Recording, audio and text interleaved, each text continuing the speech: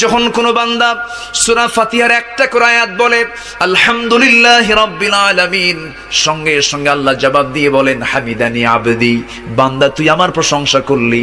আর রহমানির রহিম যখন বলে আল্লাহ বলেন আসনা আলাইয়া আবদি।